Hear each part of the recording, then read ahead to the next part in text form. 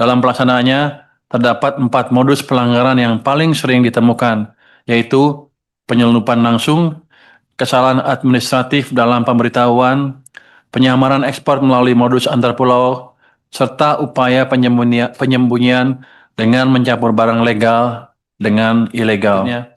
Demi menjamin energi yang merata dan terjangkau, batu bara tetap menjadi tulang punggung pasokan untuk menjaga stabilitas tarif listrik bagi rakyat dan industri.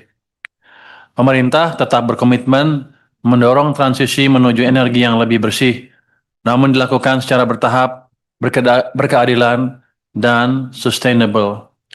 Pendekatan ini sangat penting agar upaya penurunan emisi tetap berjalan, tetapi tidak mengganggu ketahanan energi nasional. Berikutnya, batu bara tidak hanya berperan sebagai sumber energi, tetapi memiliki potensi besar untuk mendukung hilirisasi industri nasional. Beberapa negara seperti China dan India telah memanfaatkan batu bara untuk menghasilkan berbagai produk turunan yang bernilai tambah lebih tinggi. Dengan potensi tersebut, batu bara menjadi salah satu komoditas strategis yang dapat memperkuat struktur industri nasional. Pendekatan ini juga sejalan dengan upaya dekarbonisasi, di mana pemanfaatan batu bara diarahkan melalui pemanfaatan teknologi dan proses yang lebih efisien, serta menghasilkan emisi yang lebih rendah. Berikutnya, perkembangan harga batu bara acuan atau HBA menunjukkan tren penurunan yang cukup tajam sejak pertengahan tahun 2023. Pada 2025, HBA diperkirakan berada di kisaran $111 per ton, jauh lebih rendah dibandingkan periode puncaknya. Sementara proyeksi tahun 2026 menunjukkan bahwa harga kemungkinan bergerak pada kisaran 95 sampai dengan $100 per ton. Next.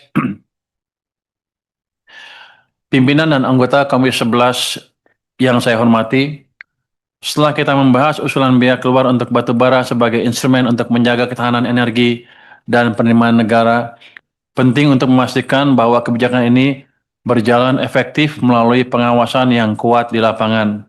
Karena itu, kita beralih pada aspek pengawasan ekspor atas komoditas yang dikenakan bea keluar. Dalam ketentuan kepabeanan, eksportir menghitung bea keluar secara self-assessment dan menyampaikan pemberitahuannya dalam dokumen ekspor. Pemeriksaan fisik maupun uji laboratoris dilakukan secara selektif berdasarkan manajemen risiko. Sementara itu, eksportir berstatus AEO mendapat pemeriksaan minimal sesuai prinsip trade facilitation. Next. Pengawasan terhadap ekspor komoditas bea keluar dilakukan secara menyeluruh, baik secara fisik maupun administratif, untuk memastikan seluruh ketentuan dipenuhi. Pemeriksaan mencakup verifikasi perizinan lartas, termasuk status clean and clear, serta pemenuhan pungutan seperti royalti dan PPh pasal 22. Dalam pelaksanaannya, terdapat 4 modus pelanggaran yang paling sering ditemukan, yaitu penyelundupan langsung, kesalahan administratif dalam pemberitahuan, penyamaran ekspor melalui modus antar pulau, serta upaya penyembunyian dengan mencampur barang legal dengan ilegal. Pengawasan yang ketat terhadap modus-modus ini menjadi kunci untuk menjaga integritas proses ekspor komoditas dengan bea keluar. Strategi pengawasan dilakukan oleh DJBC Bea Cukai pada 3 tahap utama, pre-clearance, clearance, dan post-clearance. Pada tahap pre-clearance, intelijen kepabeanan diperkuat untuk memetakan titik rawan ekspor ilegal, termasuk pertukaran data lintas kementerian. Dirjen Bea Cukai juga melakukan monitoring analisis untuk pendeteksian anomali pada data perdagangan. Pada tahap clearance, analisis dokumen ekspor dilakukan secara ketat, dibantu perangkat seperti gamma ray dan X-ray, serta patroli laut untuk memastikan pergerakan barang. Di sisi post clearance, DJBC, Dijen Bea Cukai bekerjasama dengan Dijen Pajak dan Kementerian Perdagangan melakukan audit yang lebih mendalam. Pendekatan lintas sektor ini memastikan bahwa setiap potensi pelanggaran pada komunitas bea keluar dapat terdeteksi secara menyeluruh.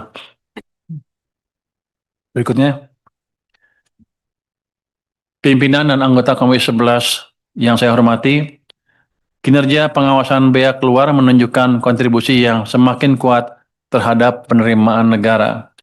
Pada tahun 2023, hasil pengawasan tercatat berada pada level 191,5 miliar rupiah dan meningkat tajam menjadi 477,9 miliar rupiah pada tahun 2024.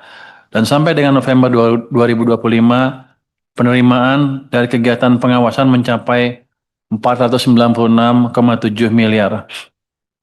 Sebagian besar penerimaan tersebut berasal dari penerbitan nota pembetulan yang terus menunjukkan tren peningkatan. Perkembangan ini menggambarkan bahwa penguatan pengawasan administratif dan peningkatan kepatuhan eksportir berperan penting dalam menjaga penerimaan negara dari komoditas bea keluar. Berikutnya, data penindakan ekspor dari tahun 2023 hingga tahun 2025 menunjukkan tren peningkatan aktivitas pengawasan yang sangat signifikan. Jumlah kasus penindakan, khususnya pada ekspor umum dan barang kiriman, terus meningkat. Pada tahun 2023 tercatat 50 kasus, pada tahun 2024 44 kasus, dan melonjak menjadi 258 kasus pada tahun 2025 untuk kategori ekspor umum. Dari sisi nilai barang hasil penindakan, angkanya juga cukup besar. Pada tahun 2023, nilai barang yang ditindak mencapai 326 miliar rupiah, kemudian menjadi 313 miliar rupiah pada tahun 2024 dan sekitar 219,8 miliar pada tahun 2025. Perkembangan ini menunjukkan bahwa pengawasan yang dilakukan baik melalui pemeriksaan fisik, analisis risiko, maupun audit telah memberikan dampak yang nyata dalam memperbaiki tata kelola ekspor dan mencegah potensi kebocoran penerimaan negara.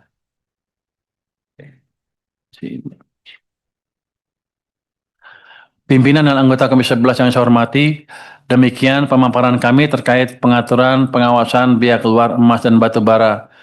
Kami berharap melalui upaya bersama dan dukungan Komisi 11 yang selama ini sangat konstruktif, kebijakan bea keluar serta pengawasannya dapat berjalan semakin efektif, memberikan perlindungan bagi kepentingan nasional, dan menghasilkan manfaat yang optimal bagi perekonomian. Terima kasih atas perhatian dan kerjasamanya. Wassalamualaikum warahmatullahi wabarakatuh.